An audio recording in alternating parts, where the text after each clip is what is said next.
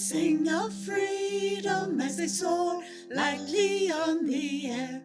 So may our hearts soar high above all cares and care. Mother, we thank you, your joy shines in everything. Open these channels that the world once more may sing.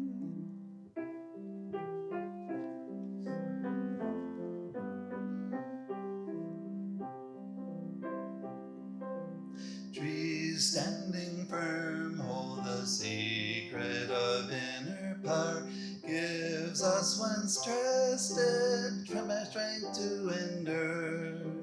Mother, we thank you, your joy shines in everything. Open these channels that the world once more may sing.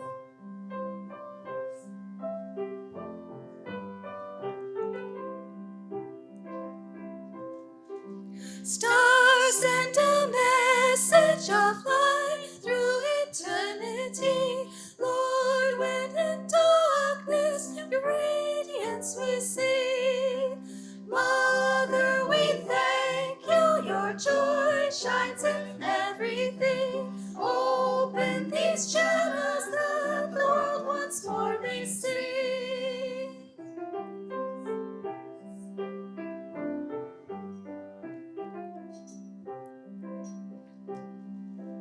Flowers so soft and fragile stay fragrant though pressed to the ground.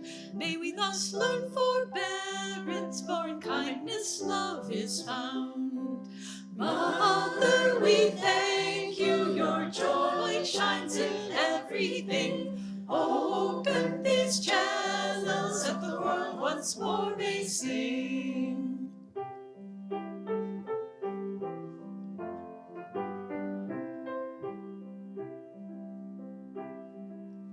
Mountains remote and still hint at higher worlds unseen. So may our lives be soaring and serene. Mother, we thank you, your joy shines in everything. Open these channels that the world once more may sing.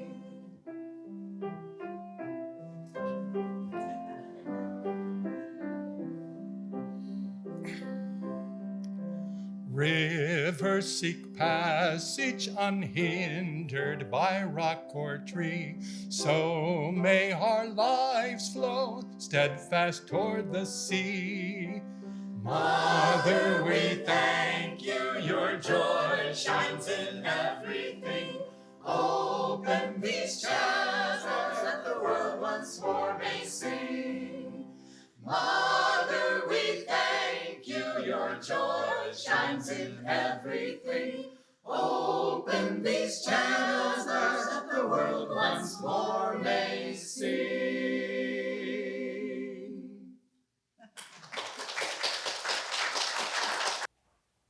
Good morning, friends. And happy Mother's Day once again, and welcome to those joining us online. I'm reading from Rays of the One Light. These are commentaries on the Bible and Bhagavad Gita written by Swami Kriya-yoga based on the teachings of Paramhansa Yogananda. This week's reading is called The Secret of Right Action.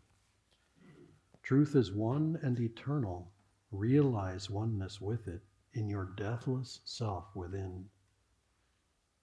One of the most famous stories in the Gospels is that of Martha and Mary. Jesus, visiting the home of Martha, was teaching while her sister Mary sat at his feet, absorbing his divine love and wisdom.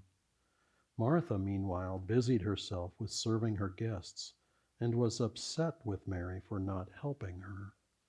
"Lord," she cried, "doesn't it matter to you that my sister has left me to do all this serving alone? Please ask her to help me." "Martha, Martha," Jesus answered, "thou art careful and troubled about many things. But one thing is needful, and Mary hath chosen that good part, which shall not be taken away from her. This story is classic, for Martha's complaint is very understandable and not, on the surface of it, spiritually wrong. Jesus may well have told Mary to get up and help her. We don't really know that he didn't, considerate as he was always of others' needs. But the teaching here doesn't concern the obvious dilemma of devotees, to work for God or to spend all one's time in prayer.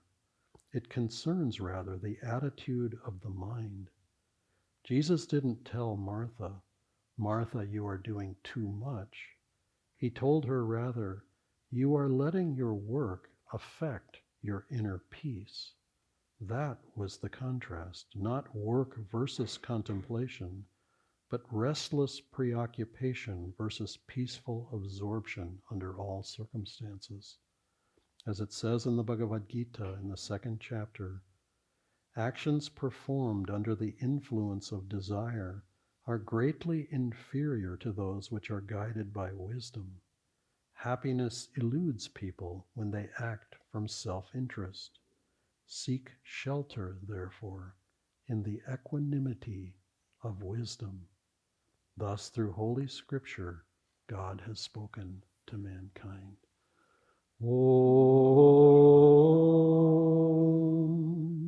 Om, Om. And now we'd like to invite Nayaswami Uma to come and address this topic.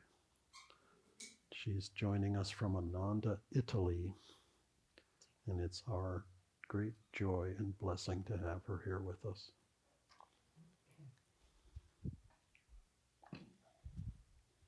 Thank you, choir, for the beautiful.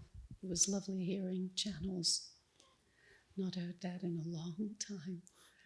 Good morning, everyone. In Italy, they say buona domenica. What? Domenica is Sunday. And it's such a lovely acknowledging of the fact that Sunday is different from all the other days of the week, which suits the topic we're talking about here. So buona domenica, it's like the Hebrew Shabbat Shalom, good Sabbath. It's beautiful. I was thinking about this topic, and very naturally, I also had to think of Sri Yukteswar and Mother's Day. Those are strange bedfellows in many ways, because we have the strict disciplinarian of Sri Yukteswar. It's the middle one on the your right, and mothering, loving unconditionally. If you're a mafioso or if you're a gangster, you are still my brethren, you know? So thinking of that, I'm always considering how much Sri Yukteswar tends to be misunderstood, because I happen to be very close to him in my heart.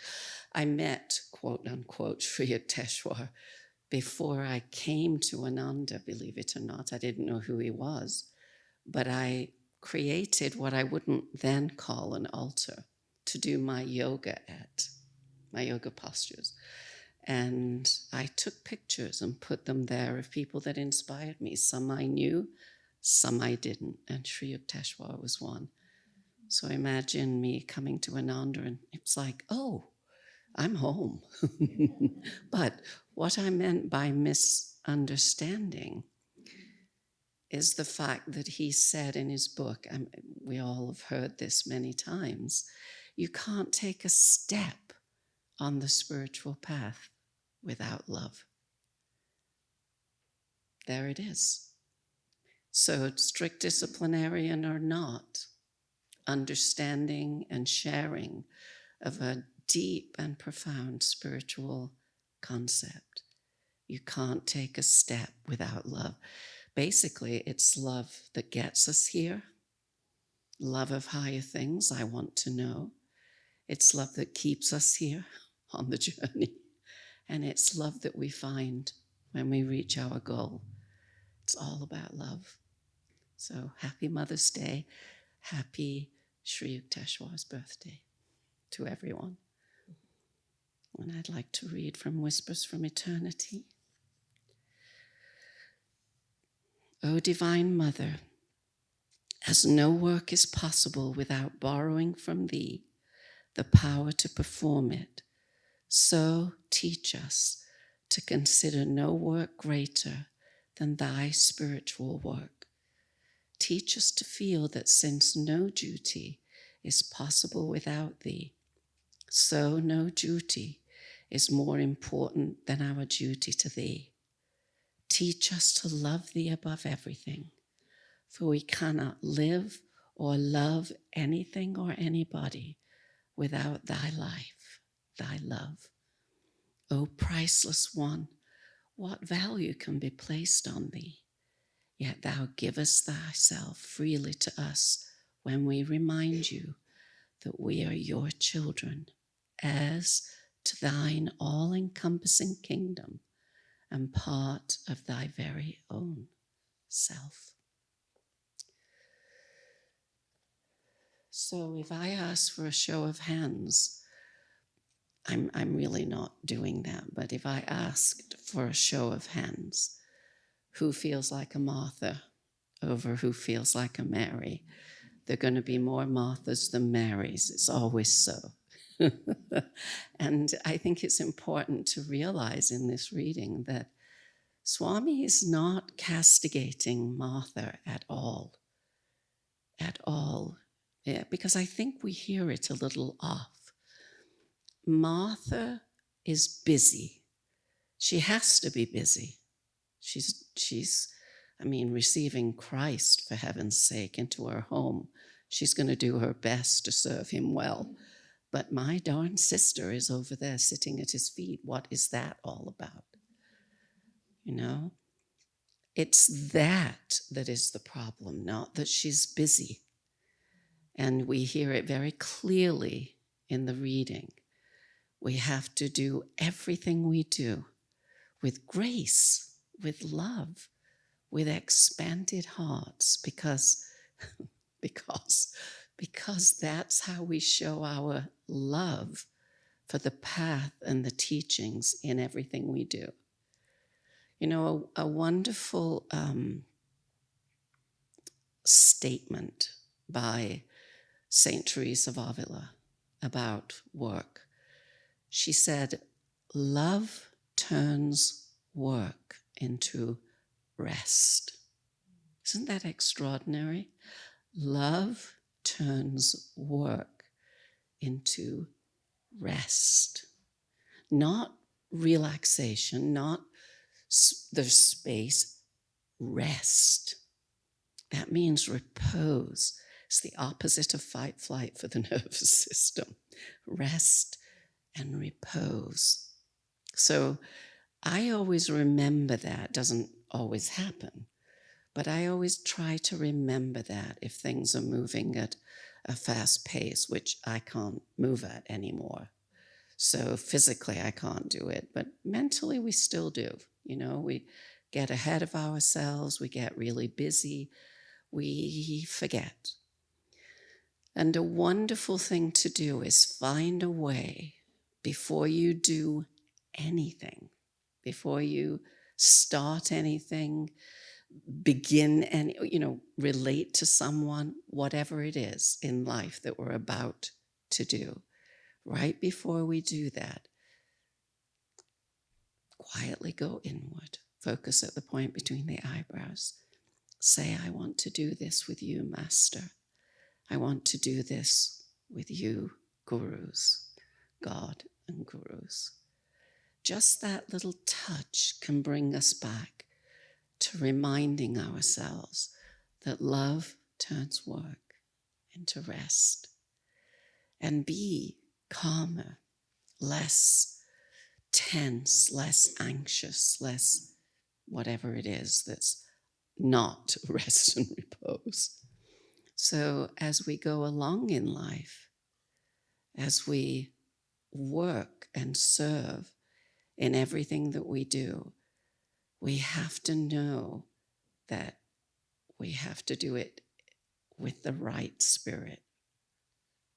It's the secret of right action here.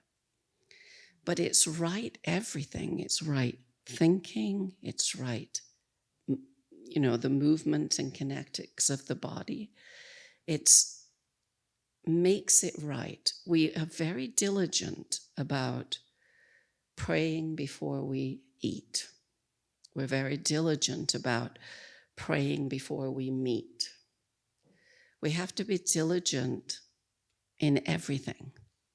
So whatever it is, I've had so many wonderful, through the years, counseling and all the kinds of things that we do. I remember people coming that I knew we were going to be talking about the same issues over and over, every time we met, over and over the same thing. And I would say, Master, I need something new. I don't just want to say meditate, pray again. Not that those things are not important. That's not what I meant. Those things are really important. But I need some inspiration. And every time I did that, I got a beautiful new idea to share that didn't come from me, that's for sure. But we have to ask. We have to pray. We have to do our part. God, I always remember Master in his teachings in the old lessons. What did he call them? Preceptor. No, not preceptor. The old subgum, well, never mind. It's not important. It's just the older teachings that Master gave us. But he says, you are always standing on a line. Always. On one side is God, and on one side, the other side is the other guy. Imagine. And this is the amazing part. And neither one will act on you until you invite them to. And what invites them to? The way you behave. If you ask for guidance, even if you don't feel you get it, if you pray, if you do any of the things that the Masters suggest, you are opening a channel, absolutely opening a channel between you and the divine. And something will shift, something will change if we always do it. It's remarkable. I want to tell you one of those, when I prayed about, I don't just want to say, it's your karma, meditate on it, pray about it, because it was every single time this young woman who was married would come and we'd talk about everything that was wrong with her marriage. And when we boiled it down, it was only 6 or so things that she was complaining about. But it still was the same. So this one time I prayed very strongly, please give me some inspiration. And it came. As I said, certainly not from me. When she came in, I asked her to write down all the things that she loved about her marriage. And she wrote down like 20, 25 things. It shocked her, certainly shocked me, but it shocked her that there were so many things she loved about her marriage. And I said, why do these 6 little things over here, none of which were that serious, override, shut down all of these things? And she said, she was shocked too. So I said, okay, we're going to do a new thing. You're going to focus on these 25, the heck with those 6. for the next, I don't know, 2 months, 3 months, and see what happens.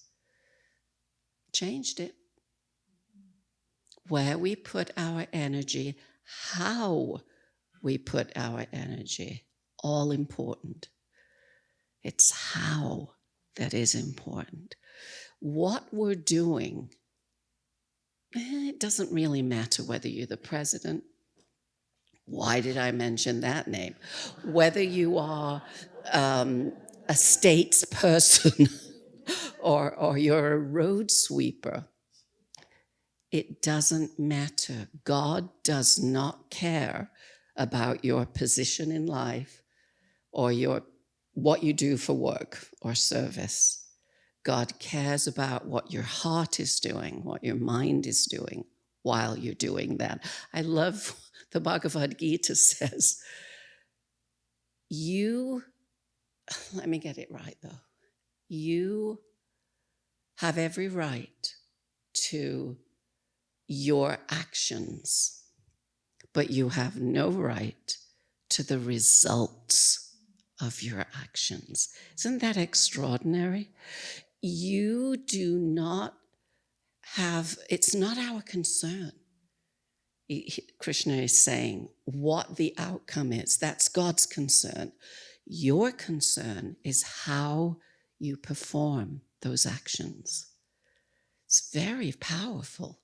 So taking these things within and not forgetting to use them, make it a point that you use these things in your daily life.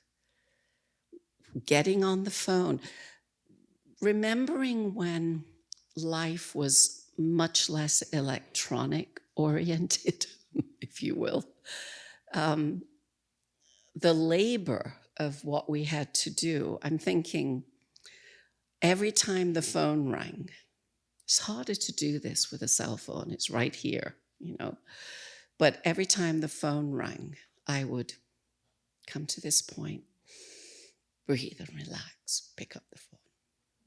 But now it's so instantaneous. It's like we're on automatic pilot most of the time.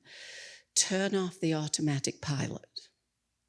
To be on the spiritual path requires a little bit of slowdown in today's modern world. I mean, only a little bit, because we can't, God forbid, we should waste 10 seconds, when we could just waste 1. But the point is how long does it take to come to this point? Breathe and relax. Please be with me right now, Master. I need you. It's not, I don't know if anybody timed it, probably not, but it's not important what, it's important how. So remembering that all spiritual teaching, all true, real spiritual teaching is about finding a way to tune into your soul nature, even if you don't feel it when you try. You understand? It's like being on the line.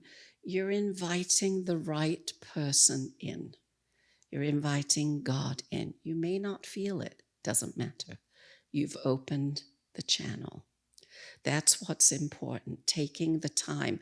Don't presume that God isn't there because you can't feel him, her, it. It's because we're not refined enough, or we're not sensitive enough, or God doesn't want you to feel him. He wants you to act on faith. It's just a more uplifting way of looking at it. Any one of those could be true.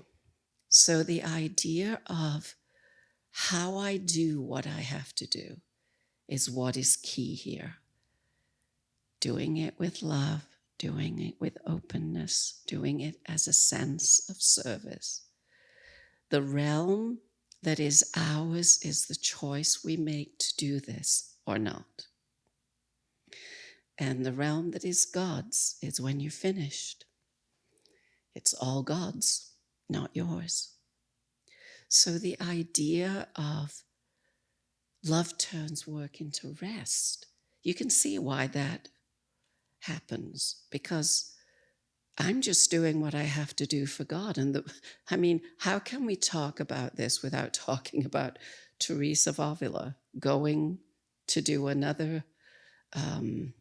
Did you tell this story last week, Brian? You did. That's why it's in my brain. I'm going to tell it again because it's so pertinent. You know, what is interesting to me is through all the years at Ananda, we would hear, this was when Swami did everything, and he did everything. Swami would tell the same stories in his talks because they were so perfect to point out what he was discussing and why it was important. And so you would listen and listen again to this story you've heard a million times. And, I never saw.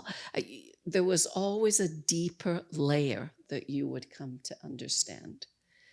It wasn't just the same old, because you were growing as you strive to live the teachings. And believe me, nobody, the masters included, expects us to be perfect because we're here, because we're not, none of us. And so the movement toward God is all about choosing it, even if it's not clear that it's right. You know, people ask all the time, how do you know you're doing the right thing? How do you know it's not the ego? How do you know it's the soul? You don't, but you act on faith. And slowly you begin to understand because intuition is developed, love begins to appear. Love turns work into rest, relaxation, which is to say a lack of tension is there. All of it comes together when we try and make the effort. You know, I always think of Christ in the Bible saying, knock and the door shall open.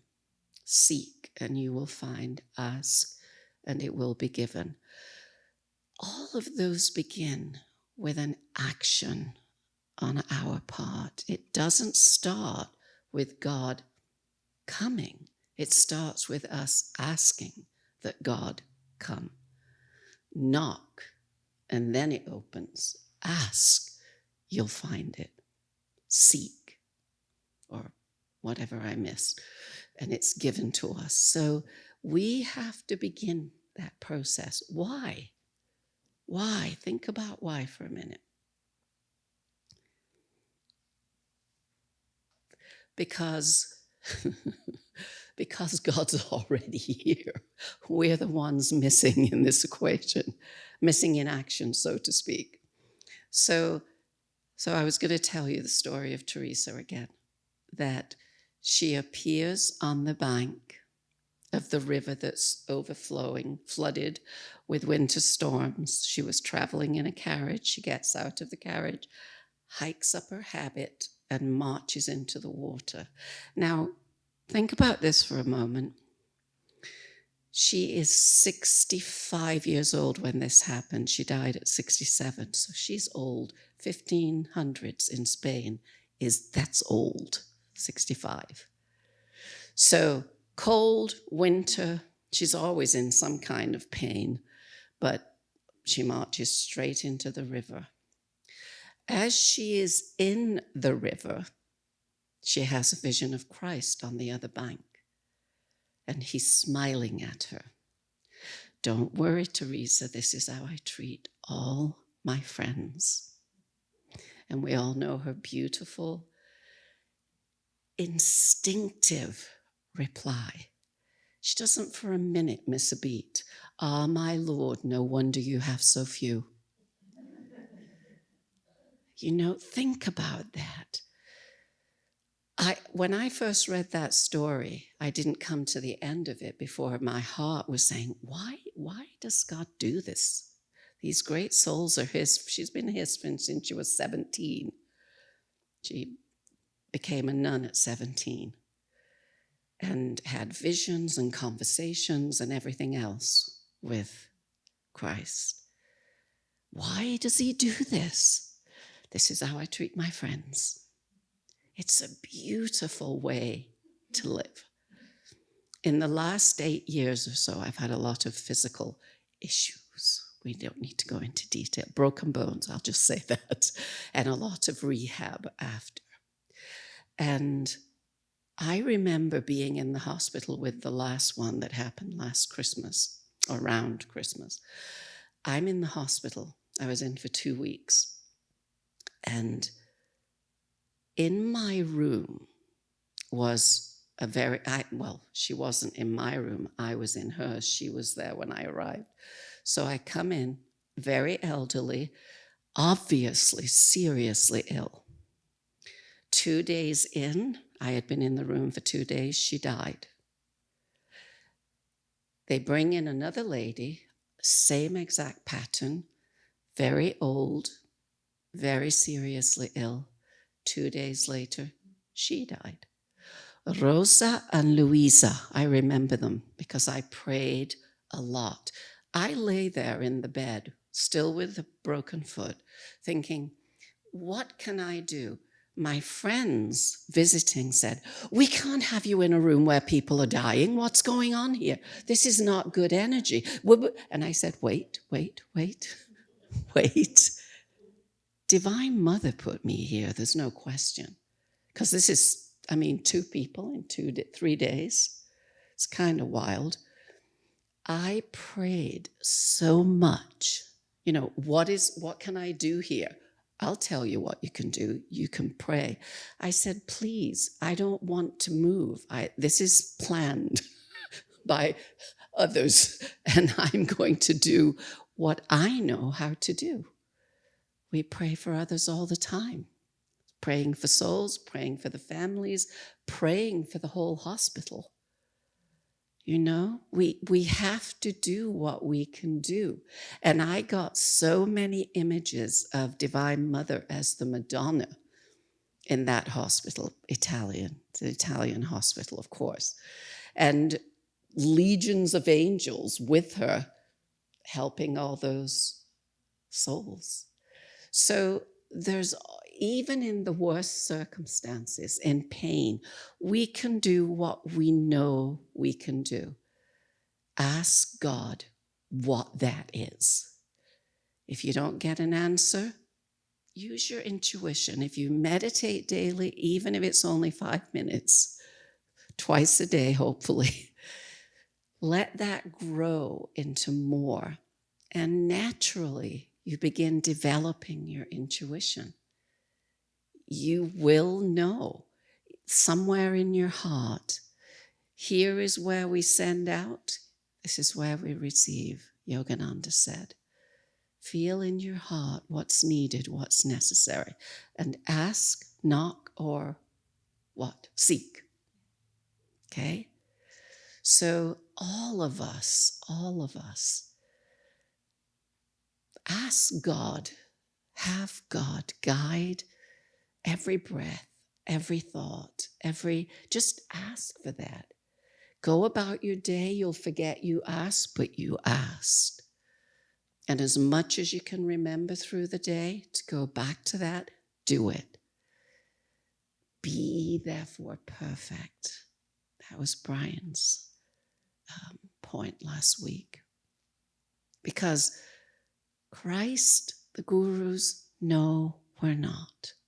But they are still telling us to strive for that. Key point, they're telling us to strive for that. And they are supporting us. They are waiting for us to use them. One guy and God. Who are we going to have leading our lives? Ask the masters to guide everything you do. There's nothing that's too insignificant to have God in there, love in there, because love turns work into rest. God bless you, great souls.